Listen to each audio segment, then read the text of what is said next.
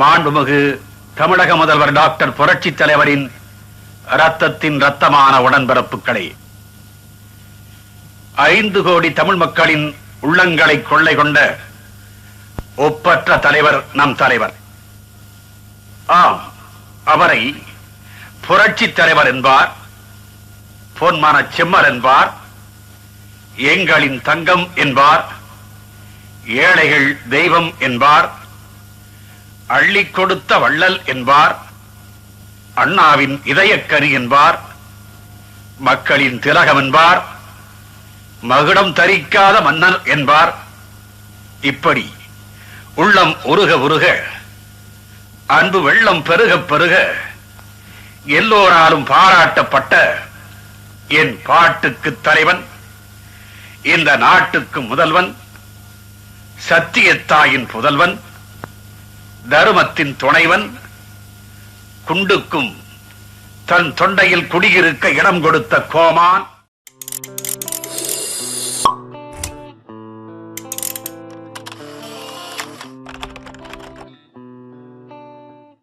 We'll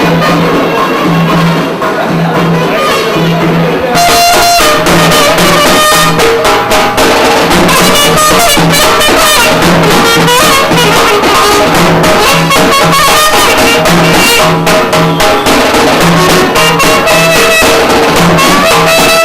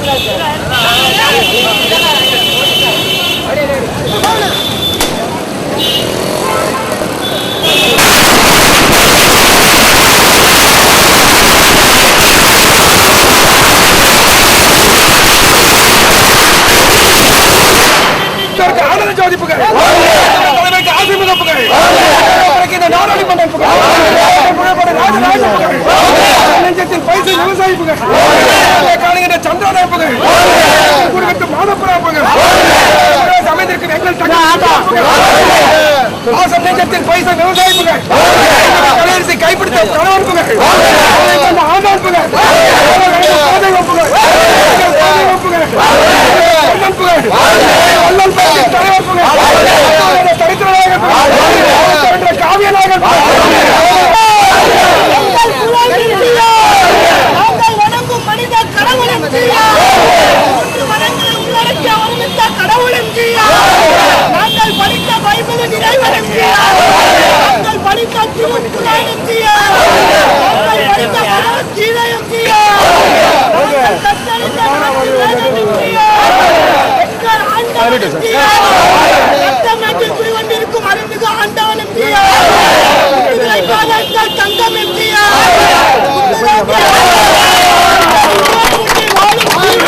அவர்களும் புரட்சி தலைவி ஜெயலலிதா அவர்களும் இணைந்து நடித்த வரலாற்று சிறப்புமிகு காவியமான 1001 திரைப்படத்தின் பொன்விழா இப்பொழுது தொடங்க போகிறது. இத்திரைப்படம் வெளிவந்து 50 ஆண்டுகள் நிறைவு பெறுவதை ஒட்டி எங்கள் உரிமை குரல் மாதஇதழ் சார்பாகவும் அனைத்து எம்ஜிஆர் ரசிகர்கள் மன்றத்தின் சார்பாகவும் இந்த விழா சர்பிட்டியாரில் இப்பொழுது கொண்டாடப்படுகிறது. 50 ஆண்டுகால வரலாற்றில் முதல் வெளியீட்டிலிருந்து இப்பொழுது சென்ற ஆண்டு திவ்யா பிலிம்ஸ் சொக்கலிங்கம் அவர்கள் நவீன டிஜிட்டல் வெளியிட்ட 1001 திரைப்படம் மறு வெளியீட்டில் 175 நாட்களை கடந்து 190 நாட்கள் ஓடி மாபெரும் சாதனை படைத்தது. அந்த படத்திற்கு எங்கள் மன்றத்தின் சார்பாகவும் உரிமை குரல் மாநில சார்பாகவும் இந்த விழா எடுக்க நாங்கள் கடமைப்பட்டுள்ளோம். ஆக இந்த விழாவிற்கு வருகை தந்த அத்தனை சான்றோர்களையும் வருக வருக என உரிமை குரல் மாநிலம் சார்பாக நன்றி கலந்த வணக்கத்தை அன்புடன் தெரிவித்துக் கொள்கின்றேன். இப்போது இந்த நிகழ்ச்சியை மதிப்பிற்குரிய PKS கலைவாணன் அவர்கள் தொகுத்து வழங்க உள்ளவர்கள். அவர்களை வருக வருக என அன்புடன் வரவேற்கிறேன். காலையில் இங்கே நம் புரட்சி தலைவர் குறித்த கருத்தரங்கு மிக சிறப்பாக நடைபெற்றது. காலையிலும் சொன்னேன், இன்றைய தினம் இது 1001 நாள். இன்று நீங்கள் 1001 சிந்தனையிலேயே இருங்கள் என்று சொன்னேன். 1001 திரைப்படம் சாதித்த சாதனைகளை இங்கே பட்டியலிட்டால் அது மிக நீளம். ஆனால் அதற்கு நேரம் இடம் தராது என்றாலும் இங்கே நான் ஒரு கவிதையை காலையில் வாசித்தேன். கொஞ்சம் ஆச்சரியம் எல்லாருக்கும், என்னடா கவிதை எழுதியிருக்காங்க, சச்சுவக்கா பார்க்குறாங்க. கவிதை எழுதினேன் என்று சொன்னால் அதை காலையிலே வாசித்தது இங்கே வரும்போதே அதற்கு ஒன்ஸ் மோர் கேட்டு விட்டார்கள். எனவே அந்த கவிதை ஒரு 7 நிமிடங்கள் இருக்கும். அதை படித்துவிட்டு நான் இந்த தொகுப்புரையை தொடங்குகிறேன். வந்திருக்கின்ற சான்றோர்களை மேடைக்கு அழைக்கிறேன். பேரன்பு கொண்ட பெரியோரே, பாசமிக்க தாய்மாரே, அன்பினிய சகோதர சகோதரியரே, மழலை செல்வங்களே, நல்லிளம் சிங்கங்கள், உங்கள் அனைவருக்கும் என் பணிவான வணக்கம். என் சிந்தையில் உதித்த சிந்தனை முத்துக்களை கவிதை மாலையாக தொடுத்து மானசீகமாக உன் கழுத்தில் அணிவிக்க விழைகிறேன். 1001 தந்த அற்புத தலைவன் நீ, அருள் கூர்ந்து ஏற்றுக்கொள்வாயாக.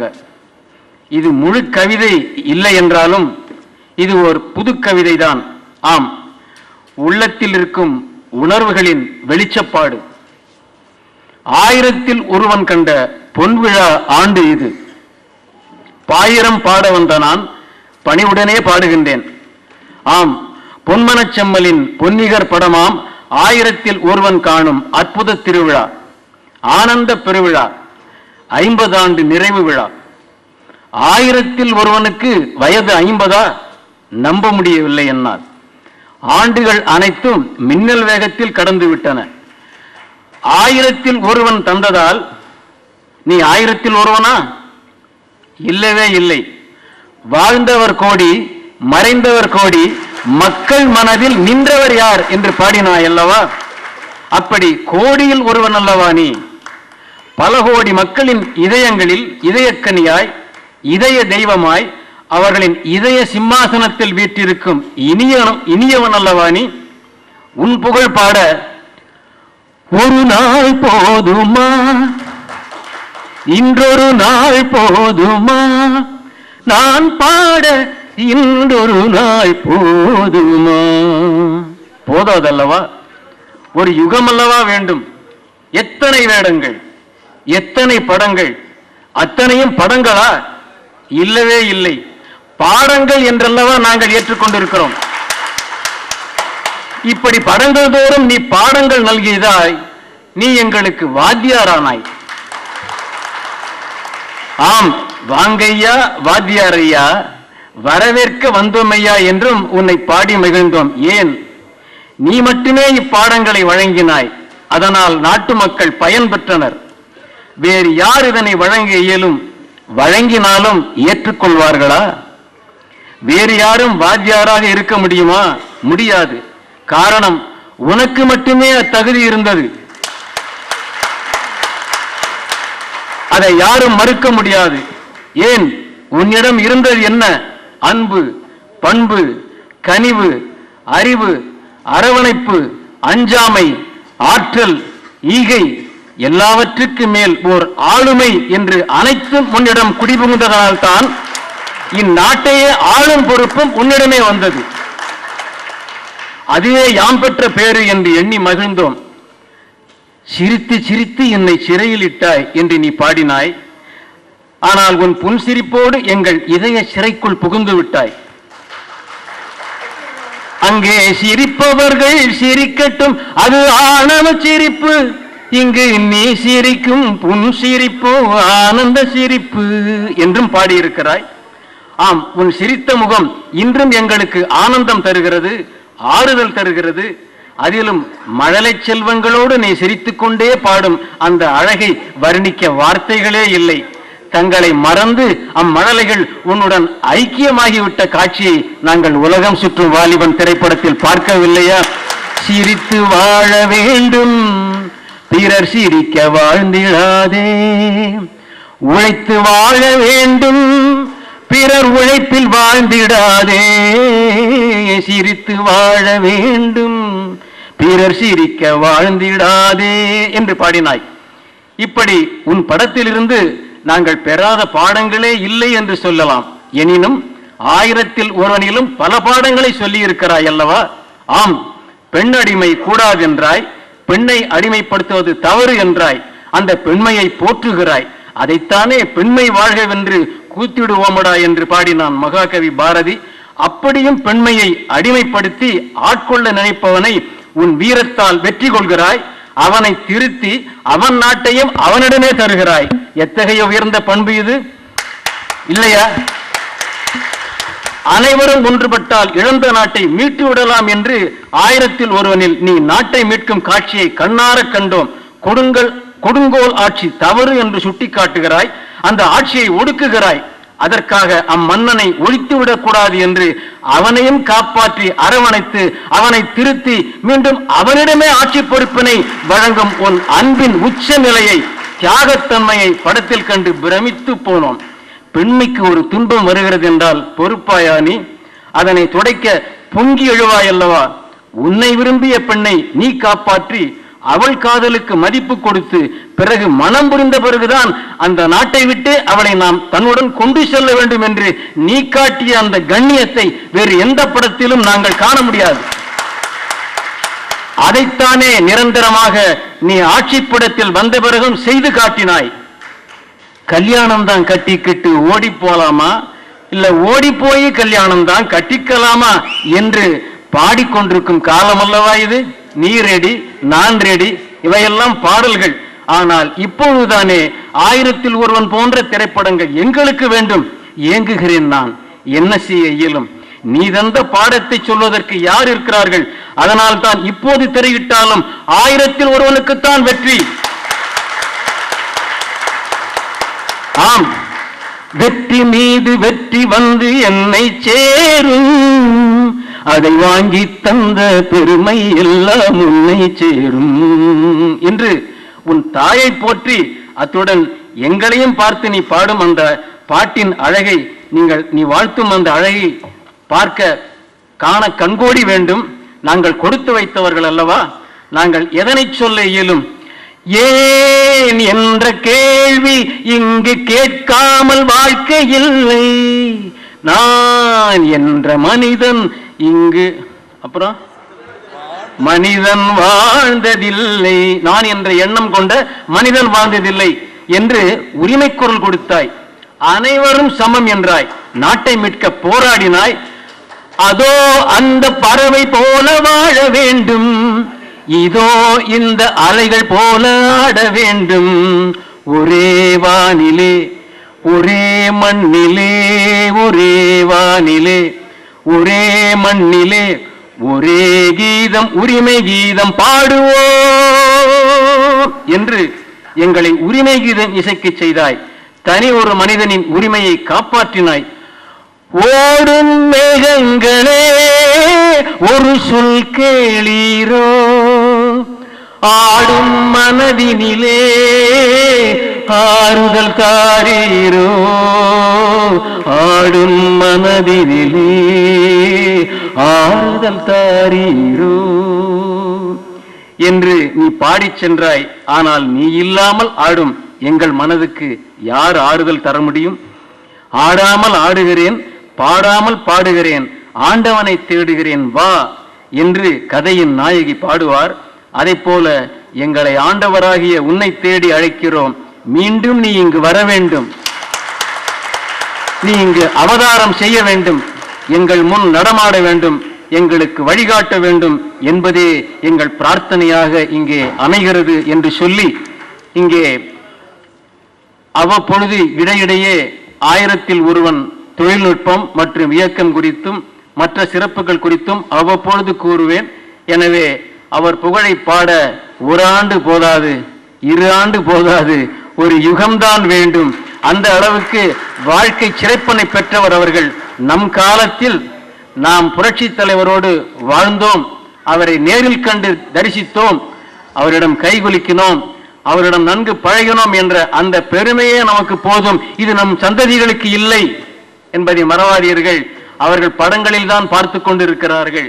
அந்த வசீகரமான முகத்தை அவர்கள் பார்த்து, இப்படி ஒருவரா, இப்படி ஒருவருடன் நீங்கள் பழகியிருக்கிறீர்களா என்றெல்லாம் அவர்கள் வியந்து கேட்கின்ற சூழ்நிலையிலே இன்றைக்கு நாம் வாழ்ந்து கொண்டிருக்கிறோம்.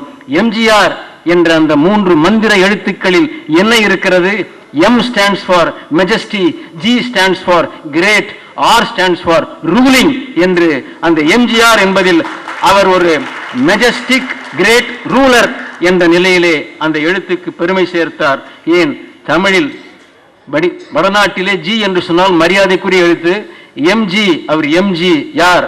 ரூலர் என்று சிறு குழந்தைகளிடம் கேட்டால் கூட உடனே அது எம்ஜிஆர் அவர்களுடைய அழகிய புன்சிரிப்புடன் கூடிய புகைப்படத்தை காட்டி கைகொட்டி மகிழ்ச்சியை வெளிப்படுத்தும் என்றால் அவர் பெருமையை நாம் அளவிட முடியுமா என.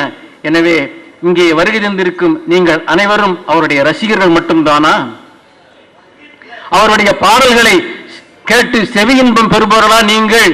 இல்லை, அவர்கள் இரத்தத்தின் இரத்தமான உடன்பிறப்புகள் என்ற காரணத்தினால் தான் நீங்கள் அனைவரும் இங்கே பெருமையோடும் கடமை உணர்வோடும் திரளாக வந்து கலந்து கொண்டிருக்கிறீர்கள்.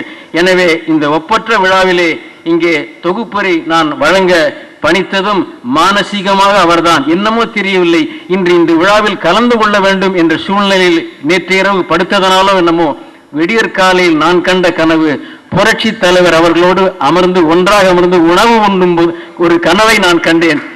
ஏனென்றால் அவர் தோட்டத்துக்கு போனபோது அவர் சாப்பிட சொல்லி நான் சாப்பிடாமல் சாப்பிட்டு விட்டு வந்தேன் என்று சொன்னதன் விளைவு இன்று அவருடன் கனவிலே நான் ஒன்றாக உணவு உண்ணும் காட்சியை நான் காண முடிந்தது. எனவே அப்படி ஒரு மாபெரும் மனிதர், மனிதரிலே புனிதர், மனிதநேய மாமணி, இவரை போல் இனி ஒருவர் பிறப்பது மிக மிக கடினம். ஆனால் நாம் பிரார்த்தனை செய்வோம், அதற்கு என்றுமே பலன் இருக்குது. என்றாவது ஒரு நாள் அவர் ஆன்மா நம்மை சந்திக்க இங்கே வரும், அதில் எந்த ஐயமும் வேண்டாம் என்று சொல்லி இங்கே இந்த இனிய விழாவுக்கு வருகின்றிருக்கிற சான்றோர் பெருமக்களை நான் இங்கே அழைக்கிறேன். அவர்கள் மேடைக்கு வந்து மேடையை அலங்கரிக்க வேண்டும் என்று கேட்டுக்கொள்கிறேன். இங்கே ஒரு மூத்த கலைஞர் அவர்கள் வருகை தந்திருக்கிறார்கள். 1000ல் ஒருவனிலே படத்திலே கலைஞர்களோடு சேர்ந்து நம்முடைய புரட்சி தலைவர் அவர்களும் பேசிய அந்த அற்புதமான உரையாடல்களை எழுதிய மரியாதைக்குரிய அண்ணன் ஆர்.கே. சண்முகம் அவர் வருகிறார்.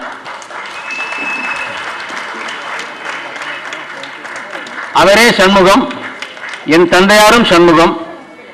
என் அப்பாவை மேடைக்கு அழைப்பது போல அழைக்கிறேன், அன்புடன் மேடைக்கு வருக. மக்கள் திலகம் எம்ஜிஆர் அவர்கள் நடித்த வெற்றி படங்கள் 1000ல் ஒருவன், ரகசிய போலீஸ் 115, முகராசி, கன்னித்தாய், தேடி வந்த மாப்பிள்ளை, நீரும் நெருப்பும், ரிக்ஷாக்காரன், பல்லாண்டு வாழ்க, நல்ல நேரம், நினைத்ததை முடிப்பவன், நீதிக்கு தலை வணங்கு, நாடோடி, தலைவன், ஊருக்கு உழைப்பவன், சிரித்து வாழ வேண்டும் ஆகியவற்றின் ஒப்பற்ற உரையாடல்களை எழுதியவர்தான் நம்முடைய தலைமை கழக பேச்சாளருமாக விளங்கும் கலை மாமணி ஆர்.கே. சண்முகம் அவர்கள்.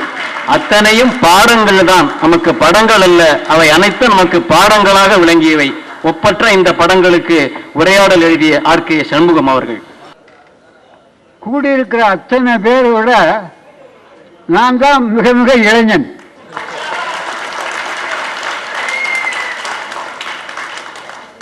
எண்பத்தஞ்சு வயசு தான் ஆச்சு. இவர் வயசா? என்னோட ஒய்ஃபுக்கு வந்திருக்காங்க, அவங்க பர்மிஷன் கொடுத்தா இப்போ கூட ஒரு கல்யாணம் பண்ணிக்க வேணாம்.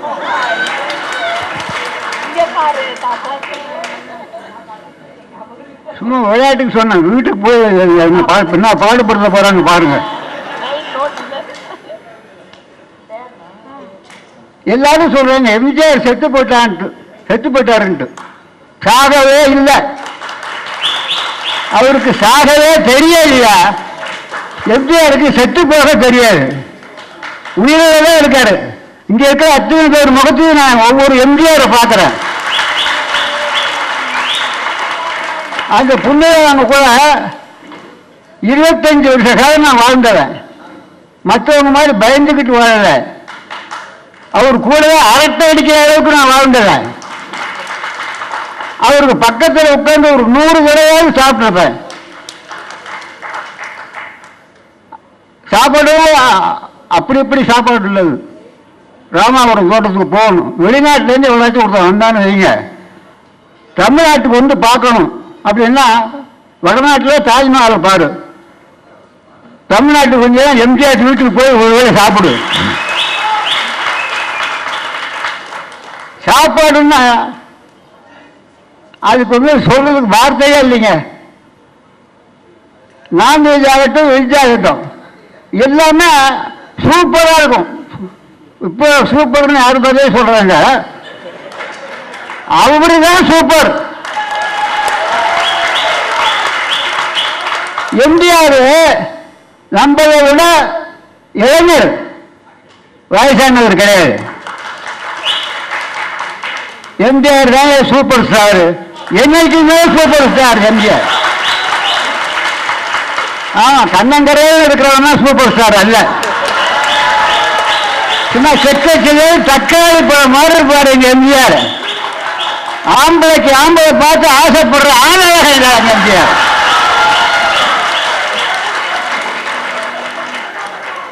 முதல்ல ஷூட்டிங்கு, எம்ஜிஆர் ஷூட்டிங்கு 1000ல் ஒருவன்.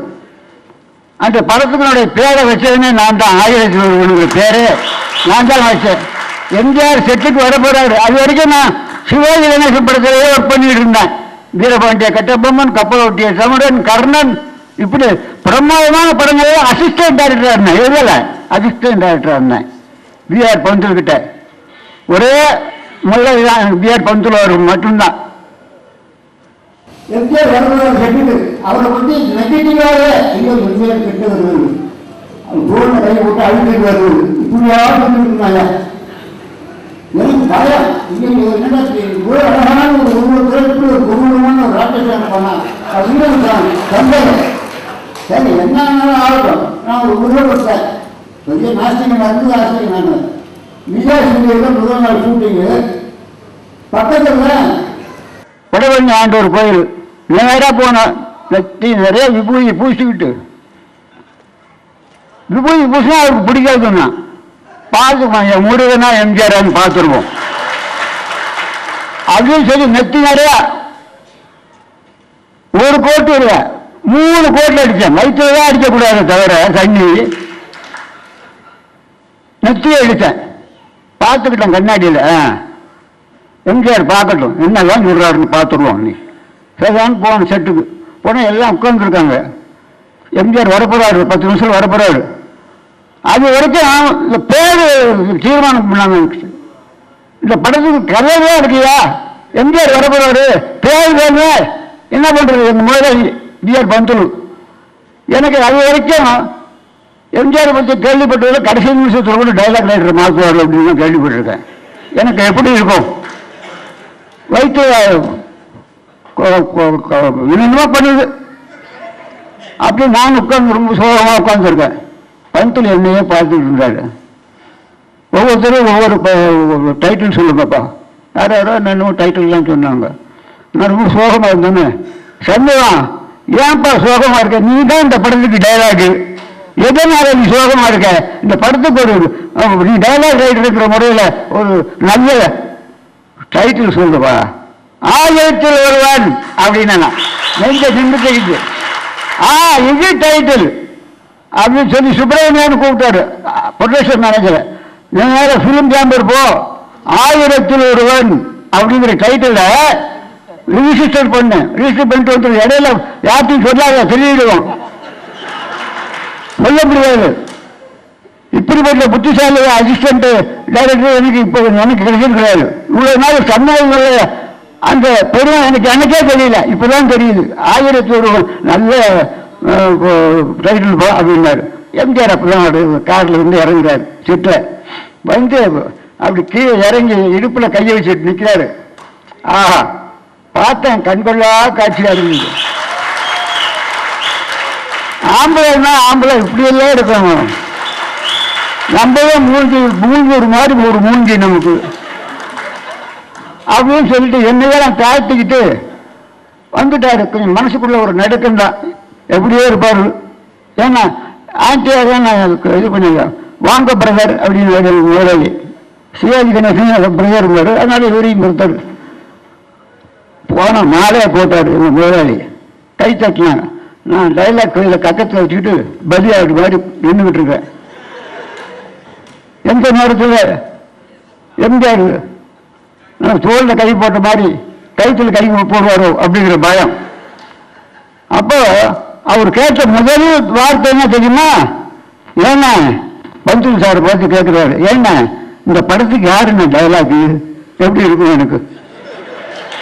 ஆஹா, நடுங்கே போச்சு. ஐயோ ஐயோ நம்ம அடிக்க பார்க்கறாரு போல் இருக்குன்னு சொல்லி எங்க முதலாளி ஏன்படுறது ஒன்றும் இல்லை, சும்மா தெரிஞ்சுக்கிறதுக்காக கேட்டேன் அப்படின்னாரு. அவர் ஐயோ நிற்கிறாரு இவருலாம் அப்படின்னு ஒரு ஈன சோரத்தில் சொன்னார். உடனே கையை நீட்டினாரு. என்னை பார்த்து எம்ஜிஆர் சொன்ன முதல் வார்த்தை வாழ்க வளர்க அப்படின்னாரு. வாழ்க வளர்கிறாரு என்னை பார்த்து. நல்ல வார்த்தையில இது. சரி, ரொம்ப சந்தோஷம். ஏங்க எத்தனை நாள் எப்படி என் கண்ணில் படாமல் இருந்தீங்க நீங்க? அப்போ நான் 100 கிழமை மாதிரி யார் யாரை எப்போ சந்திக்கணும்னு இருக்கோ அப்பப்போதான் சந்திக்க முடியும். இப்போ சந்திக்கிறதுக்கான சந்தர்ப்பம் வந்துருக்கு, சந்திச்சுட்டு போகணும். ஆமாம் ஆமாம் ஆமாம் ஆமாம், அதெல்லாம் கரெக்டு, அதெல்லாம் கரெக்டு அப்படின்னு சொல்லி இதுக்கு யார் பேர் வச்சதுன்னு கேட்டாரு. இன்னொரு இடிச்சு வயிற்றுக்குள்ள ஏன் பிரதர் முதல் பிள்ளை வந்துடும் இல்லை கேட்டேன். பேர் யாரு பேர் வச்சது? இவரு தான் அப்படின்னாரு. அதுக்கு கையை கொடுத்துட்டு அதான் என்ன பேர் இதனுடைய பொலிட்டிக்கல் இமேஜுக்கு தகுந்த மாதிரி ஒரு பேர் வச்சிருக்கிறீங்க. 1000ல் ஒருவன் பிரமாதமான டைட்டில். ஏன்னா இதுக்கு போய் இதில் ஃபிலிம் சேம்பரில் விஷயம் பண்ணி பாதி தூரம் போயிருப்பாரு. நல்லது. ஏன்னா இப்போ ரொம்ப டைட்டில் பஞ்சம் ஜாஸ்தியாக இருக்கு. அவன் திருடிடுவான், எனக்கே பயமா இருக்கு, நானே திருடிடுவேணும் இந்த டைட்டில் அப்படி சொல்லி அவர் போய் அங்கேருந்து ஃபோன் பண்றாரு. 1001 படத்தினுடைய டைட்டில் ரிஜிஸ்டர் பண்ணிட்டேன் அப்படின்னு ஃபோன் பண்றாருங்க. ரிஜிஸ்டர் பண்ணியாச்சான். சரி, ரொம்ப சந்தோஷம் அப்படின்னு உடனே என்ன பண்ணாரு, பக்கத்தில் சபாபதி அவர் கையில் பையன் ஒன்று வச்சிருப்பாரு. அதில் 100 ரூபா கட்டு, 50 ரூபா கட்டு, 5 ரூபா கட்டு அப்படி இருக்கும். 1001 மாதிரி கொடுப்பாரு அவரு. அதுலேருந்து எடுத்து அவர் பார்த்துட்டு 1001 ரூபா கொடுத்தாரு. என் கைக்கு என் கையில் 1001 ரூபா கொடுத்தாரு. ஏன் அப்படின்னா இது 1001 பேர் வச்சீங்களே, அதுக்காக நான் உங்களுக்கு சந்தானமா கொடுக்குற 1001. ஐயோ, நான் ஏமாந்து போயிட்டேனே அப்படின்னா அவர் உடனே இப்ப என்னடா ரூசு பேலா இருக்காங்க, 1001 பணம் கொடுக்குறோம், ஏமாந்து போயிட்டாங்க. யாருக்கிட்ட ஏமாந்து போனீங்க அப்படின்னு கேட்டாரு. உங்ககிட்ட தாங்க. என்னகிட்ட ஏமாந்து போயிட்டீங்க? நானா ஏமாத்தினேன்? ஆமா. என்ன ஏமாந்து போயிட்டீங்க? இல்லைன்னா 1001 பேர் வச்சு 1001 ரூபா கொடுத்தீங்க. இப்படி வருவீங்க, இப்படி செய்ய கொடுத்தீங்கன்னு தெரிஞ்சா நான் 1,01 பேர் வச்சுருக்கேன். அவர் சிரிக்கிறாரு, அப்படி சிரிக்கிறாரு. 1,01 தானே வேணும்னா இப்பவே சொல்லுங்க. அதுதானே சும்மா பேச்சுக்கு சொன்னானே அப்படின்னு சொல்லி டைட்டில மாத்தாதீங்க, யாரை வேணாலும் மாத்துங்க, என்ன தவிர அப்படின்னு சொல்லலாம். அப்படி அவர்கிட்ட நான் அரட்டை அடிக்கிற அளவுக்கு ஆரம்பத்தில் வந்து பழகிட்டேன். பக்கத்தில் உட்காந்து முதல்ல சொன்ன மாதிரி 100 தடவைக்கு மேலே சாப்பிட்ருப்பேன். கறியும் மீனும் சாப்பிட்டதுனால 85 வயசுக்கு இப்படி பேச முடியும் என்னால. நம்ப முடியலங்கிறாங்க 85 வயசுன்னா. ஆமா, அந்த புண்ணியமா செத்து போயிட்டாருங்கிறாங்க. இல்லையா, சாவலையா, இங்க இருக்காது. இங்க இருக்கிறவங்கெல்லாம் எம்ஜிஆர் தான். எல்லாரும் எம்ஜிஆர் பாக்குறேன். அண்ணா எம்ஜிஆர்னா எங்க இருக்க மேல இருந்து பாக்குறியா? ஆட்கே செஞ்சோம் எப்படி பேசுவாருன்னு பாக்குறியா? நான் நல்லா தான் அப்ப பேசுறவங்களே இப்பவும் பேசுறேங்க. 2 மணி நேரம் பேசுறேன். மற்றவங்க எல்லாம் இருக்காங்க, அவங்க வயிற்று அடிக்க போயிருந்தா அதனால மனசுக்குள்ள சபிப்பாங்க. எதுக்கு வீணா சாரத்தை வாங்கணும்? அதனால நான் சீக்கிரமா நான் முடிச்சுக்கிறேன். என்ன சின்ன விஷயம் அதான் சொல்லிடுறேன். நான் மட்டும் இல்லை, என் குடும்பத்தை கூட எனக்கு 4 பொண்ணுங்க. ஆம்பளை பிள்ளைக்கு ஒரு ஆசை வருமா இல்லையா? 4 வருஷம் புடிவாரம் பொண்ணா பிறந்தது. அதுக்கு மேல நான் ஒன்றும் முயற்சி பண்ணலை. அதை போட பொண்ணா பிறகு அப்படின்னு சொல்லி அந்த முயற்சி விட்டுட்டேன்னு வைங்க. அதுல 3ஆவதா ஒரு பொண்ணு பிறந்தது, பேரு ஈஸ்வரி. அதுல வந்திருக்கு எக்ஸாம்பிள். அதுக்காக கொஞ்சம் பிரசங்கி, நான் பிரசங்கினா அது அதிக பிரசங்கி. எம்ஜிஆர் ஒரு நாள் நான் போய் பூஜை பண்ணிக்கிட்டு இருப்பேன் காலையில். என்ன சொன்னேன், அப்பா யாரு வந்து ஃபோன் பண்ணாலும் நான் பூஜை பண்ணிட்டு இருக்கேன், அப்புறம் பேசுங்க அப்படின்னு சொல்லிவிடுமா? சரிப்பா அப்படின்னு சொல்லு. அந்த நேரமா பார்த்து நான் பூஜை பண்ணிட்டு இருக்க நேரமா பார்த்து எம்ஜிஆர் ஃபோன் பண்ணியிருக்காரு. பொண்ணு தான் ஈஸியாக தான் எடுத்துருக்காரோ அப்படின்னு. யாருமா பேசுறது? நான் வந்து ஆர்கே சண்முகத்தினுடைய மகள், 3ஆவது மகள் பேசுறேன், ஈஸ்வரி. நீங்க யாருங்க பேசுறது? தெரிஞ்சுக்கிட்டே கேட்டிருக்கு. நீங்க யாருங்க பேசுறது? நான் தாமா பேசுறேன். ஏங்க உங்களுக்குன்னு ஒரு பேர் கிடையாது? நான் தாமா பேசுறேன்னு ஒரு பேர, உங்களுக்குன்னு ஒரு பேரை உங்க அப்பா அம்மா வைக்கலையா அப்படின்னு கேட்டிருக்கு. ஐயோ இது என்ன பம்பா இருக்குன்னு சொல்லி சண்முகத்தோட மகளே நீ இப்படிதான் வாடுவேன். நான் தான் எம்ஜிஆர் பேசுறேன். ஏன்னா முதல்ல ஏன் பெரியப்பா முதல்ல சொல்லக்கூடாதா எம்ஜிஆர் பேசுறேன்னு சொல்லி வேணும்னு தெரிஞ்சுட்டு தானே இப்போ பண்ணுறேன். ஆமாம், உங்கள்கிட்ட கல்யாணம் பண்ணணும் போல இருந்தது ஆசையா, அதனால நான் பண்ணேன் அப்படின்னு சொல்லி. சரி, சண்முகத்தை கொஞ்சம் கூப்பிடுங்க, கொஞ்சம் பேசணும். இல்லைங்க, இப்போ பேச முடியாது. ஏன்? அவர் பூஜை பண்ணிட்டு இருக்காரு. பூஜை பண்ணிட்டு இருந்தால் பேசக்கூடாதா? இல்லை, அவர் சொல்லியிருக்காரு, நான் பூஜை பண்ணிட்டு இருக்கும்போது எந்த ஃபோன் வந்தாலும் அப்புறமா பேசுங்கன்னு சொல்லியிருக்காரு. அதனால தான் நான் பேசினா கூடவான்னு கேட்டிருக்காரு. நீங்கள் என்ன அங்கே மகாராஜாவா இருந்தாலும் என்ன டிஸ்டர்ப் பண்ணாத எங்கள் அப்பா சொல்லியிருக்காரு. எங்கள் அப்பா பேச்ச கேட்கறதா உங்கள் பேச்ச கேட்கறதா அப்படின்னு கேட்டிருக்குது. அப்பா பேச்சே கேளுமா, நான் காத்துக்கிட்டு இருக்கேன் அப்படின்னு சொல்லியிருக்குது. அதுக்கப்புறம் எம்ஜிஆர் சொன்னார், என்னட்டா எப்படி உங்கள் பொண்ணுகிட்ட நான் மாட்டிக்கிட்டு முடிச்சேன், அது என்னவே வாருங்க சொல்லுவோம், உங்களாட்டுமே இருக்கு. நீங்கள் என்ன வாருங்க இல்லை, லட்சத்தில் ஒருவன் பேர் வச்சிருப்பேன்னு சொன்னீங்களா, அந்த மாதிரி அந்த பொண்ணை பேச சொன்னா அதுவே பேசும்போது இருக்கு.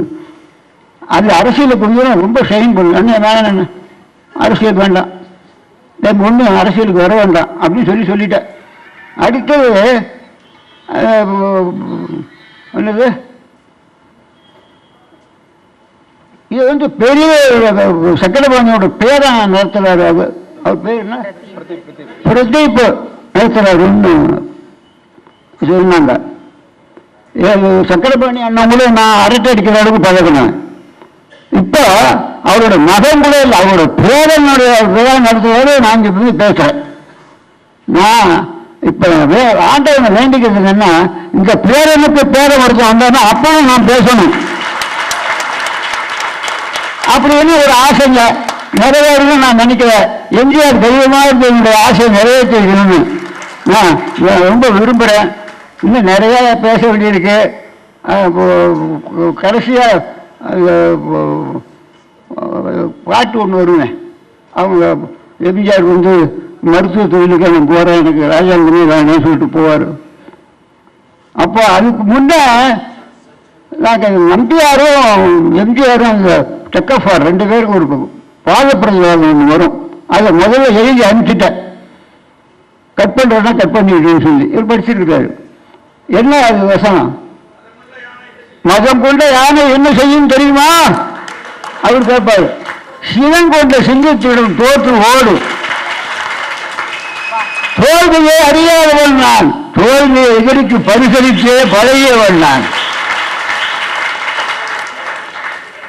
அப்படி படிச்சு காட்டின செட்டில் எம்ஜிஆர் கிட்ட நீங்க சொல்றதுல பாதி அளவுக்கு நான் சொன்னா நீங்க திருப்திப்பட்டு கொள்றீங்க. நீங்க சிவாஜி கிட்ட பழகி அவருடைய ஸ்டைல்லையே பேசுறீங்க. கடைசியில் எழுதி கூட காதல் ஊற மாதிரி எனக்கு முடியாது. ஏன் பேச்ச கேட்டீங்கன்னா உங்களுக்கு பொசுங்கலா இருக்குமா? இல்லைன்னா அதுக்கு நான் தேர்தல் சொல்றேன். சிவாஜி பேசும்போது சிவாஜி பேசுற மாதிரி பேசணும், நீங்க பேசும்போது நீங்க பேசுற மாதிரி பேசணும். அப்பதான் இயற்கையா இருக்கும். நீங்க அவர் மாதிரியா நீங்க மாதிரி பேசினா நல்லா இருக்காது. என்ன சரி உச்சாரி பொழிச்சுக்கிட்டீங்க அப்படின்னு சொல்லிட்டு தட்டி கொடுத்துட்டு ரொம்ப நல்லா சொல்லி கொடுக்குறீங்க. வந்து அதாவது எழுதுறது மாத்திரம் இல்லை, அதை சொல்லி கொடுக்கறது இருக்க அது பெரிய விஷயம் சண்முகம். அது உங்களுக்கு கைவந்த கலையா இருக்கு. நீங்க நீடூழி வாழணும்னு நான் வாழ்த்துறேன். நான் நிறைய உங்கள்கிட்ட பேசணும், இன்னும் பேசணும். நீங்க நீடூழி வாழணும்னு நான் வாழ்த்தலாம், எனக்கு வயசு இருக்கு. அதே மாதிரி நீங்களும் என்ன வாழ்த்தலாம், என்ன வாழ்க்கை பதிக்கும். அதனால ஆர்கே சண்முகம், ரைஸ் கல்லி சண்முகம் அப்படின்னு நீங்க விளையாட்டா சொல்றீங்கன்னா, ரைஸ் கல்லிங்கன்னா சோத்தை வந்து கொள்ளணும் அந்த ஆளுங்க. நீங்க ஆர்கே சண்முகம் செட்டியார்னு ஒருத்தர் இருந்தாரு. அந்த காலத்துல அவரு நிதியமைச்சராக இருந்தார். அந்த காலத்துல ஜஸ்டிஸ் கட்சி அவர் ஜஸ்டிஸ் கட்சிக்காரர் வந்து அவர் வந்து வெள்ளக்காரங்க நாட்டில் இருக்கணும்னு சொல்லிருக்க கட்சி ஜஸ்டிஸ் கட்சி அந்த காலத்துல. அப்படிப்பட்ட ஒரு பேர் நீங்க வச்சுட்டு இருக்கிறீங்க. அதனால அதெல்லாம் ஆர்கே சண்முகத்துக்கு என்ன எப்படி சொல்லுவோம். எங்க அப்பா பேரு ராமையா, உங்க பேர்ல பாதி அப்படின்னா. அப்புறம் என்ன காமாட்சி, எங்க அம்மா பேரு காமாட்சி, அது ஆர்கே சண்முகம். தாயும் தகப்பனுடைய பேரையும் நான் முதல்ல வச்சுக்கிட்டேன் அந்த காலத்திலேயே. இப்ப தாய் பேரெல்லாம் முன்னாடி தாய் பேரை வச்சுக்கலாமா சொல்றாங்க. நான் அப்பவே வச்சுக்கேன். ஆர்கே சண்முகம்னா ராமையா, காமாட்சி, சண்முகம், ஆர்கே சண்முகம் அப்படின்னு நான் வச்சுக்கிட்டேன். இன்னும் நிறைய பேச வேண்டியிருக்கு, ஆசையா இருக்கு, கேட்கறதுக்கு உங்களுக்கும் ஆசையாக தான் இருக்கும்னு நினைக்கிறேன். ஆசையா இருக்கா? முடிச்சிடவா? பேசட்டுமா வேண்டாமா?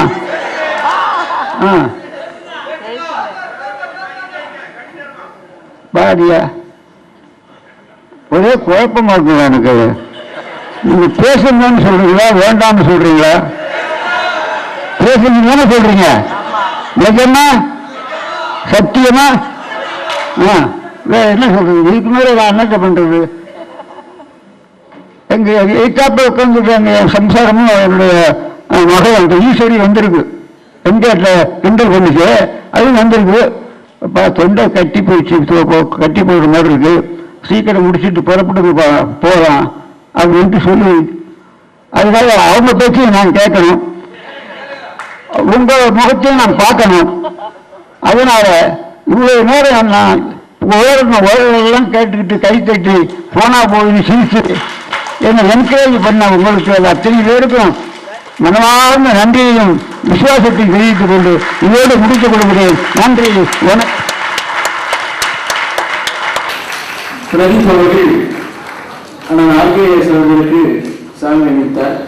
தன்னுடைய அனுபவங்களை நீங்கள் அனைவரும் சிரித்து சிரித்து மகிழக்கூடிய அளவிலே ஆனால் ஆர்கேஎஸ் அவர்கள் இங்கே விவரமாக தெரிவித்தார்கள். அவரும் சண்முகம், என் தந்தையாரும் அவை சண்முகம், இன்னும் பல சண்முகம் அவர்களோடு பழகக்கூடிய வாய்ப்பு எனக்கு சிறு வயதிலிருந்தே கிடைத்தது. எஸ்.வி. சண்முகம், பாவு சண்முகம் என்று நிறைய சண்முகம். அதிலே அவர் பக்கத்திலேயே இருந்த ஒரு சண்முகம் அவர். அவருக்காக அற்புதமான உரையாடல்களை தந்தவர். அவரை சுருக்கி பேச வைத்திருக்கிறார்கள், அவ்வளவுதான். மடை திறந்த வெள்ளம் அவர். பேச தொடங்கினால் நீங்கள் இரவு முழுக்க இங்கே இருக்க வேண்டியதுதான். அந்த அளவுக்கு சிரிக்க சிரிக்க பேசக்கூடியவர். பொன்மனச்செம்மல் எம்ஜிஆர் சேனலுக்கு சப்ஸ்கிரைப் பண்ணுங்க, லைக் பண்ணுங்க, ஷேர் பண்ணுங்க, கமெண்ட் பண்ணுங்க. மறக்காம எங்க சேனலை பார்க்க மிஸ் பண்ணாதீங்க. உங்களுக்காக நிறைய வீடியோக்கள் இருக்கு.